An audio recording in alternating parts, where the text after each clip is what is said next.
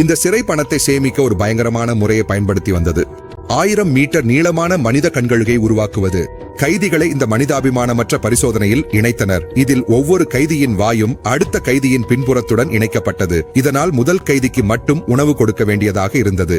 இப்போது முதல் கைதி ஆரோக்கியமாகவும் நல்ல பசி கொண்டவராகவும் இருக்கும் ஒருவரை தேர்வு செய்ய விரும்பினான். இல்லையெனில் மற்ற கைதிகள் பசி கேட்க நேரிடும். இந்த காட்சியை பார்த்து ஆளுநருக்கு மனம் கலங்கியது. ஆனால் மனநலம் பாதிக்கப்பட்ட வார்டன் இதில் ஒருவிதமான மகிழ்ச்சியை அனுபவித்தான். வார்டன் விரைவில் விடுதலை செய்யப்படவுள்ள ஒரு கைதியை ஆளுநருக்கு காண்பிக்க அழைத்துச் சென்றான்.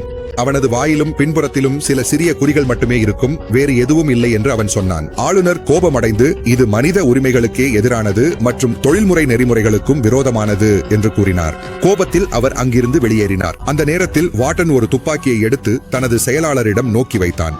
அவன் துப்பாக்கி சுடப்போகும் நேரத்தில் திடீரென மருத்துவர் மகிழ்ச்சியுடன் அங்கு வந்தார். இந்த முயற்சிக்காக அவனுக்கு பரிசு கிடைக்கும் என்று நினைத்தான். ஆனால் மரணம் அவனுக்கு மிகவும் அருகில் இருப்பதை அவனுக்கு சிறிதும் தெரியவில்லை.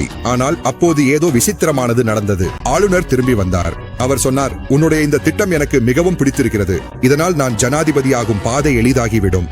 இது ஒரு அதிசயமான மேதை பணியாகும். இதை கேட்டதும் வார்டனின் கண்களில் மகிழ்ச்சியின் கண்ணீர் வந்தது.